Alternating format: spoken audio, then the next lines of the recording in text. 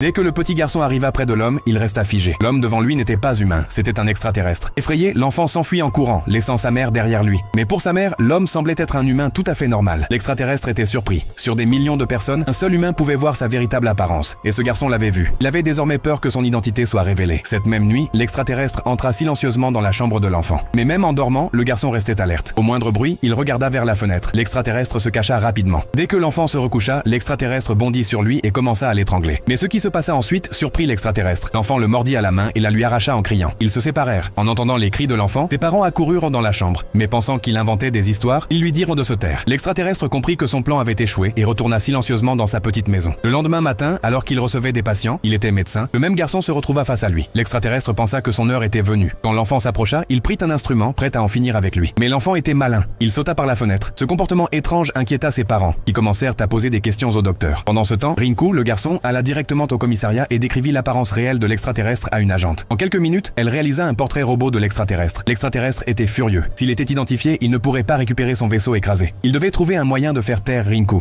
Après un moment de réflexion, il élabora un plan. Couper les freins du vélo de Rinku. Le lendemain, sur le chemin de l'école, l'enfant tomba sur la route, mais ne subit qu'une blessure légère. Alors, l'extraterrestre fit sortir tout le monde de la maison, prétendant devoir faire une opération, et menaça Rinku. « Si tu ne te tais pas, je ne soignerai pas ta blessure. » Rinku rit. « C'était une piqûre de moustique ou quoi ?» L'extraterrestre se mit encore plus en colère. Mais le garçon sourit en supportant la douleur. L'extraterrestre avait été vaincu. Depuis ce jour, ils devinrent des ennemis jurés. Rinku et son ami Muna commencèrent à surveiller chacun des mouvements de l'extraterrestre. En voyant cela, les parents de Rinku crurent qu'il était tombé amoureux du docteur. Ils invitèrent soudainement le docteur chez eux. Rinku fit semblant et plaça Muna près de la fenêtre. Dès que l'extraterrestre s'assit pour manger, Muna vola la clé de sa voiture. Le lendemain, quand l'extraterrestre partit à l'hôpital, les deux enfants s'infiltrèrent chez lui. Dans le sous-sol, ils découvrirent une étrange pomme flottante. Dès que Muna tenta de la toucher, des étincelles jaillirent. Quand l'extraterrestre rentra chez lui, il sentit que quelque chose n'allait pas. Il descendit et trouva les enfants inconscients, tandis que la pomme brillait toujours. Il les mit dans un sac et partit pour les enterrer dans les montagnes enneigées. Mais juste au moment où il allait partir, une femme se tenait devant lui. Yeah.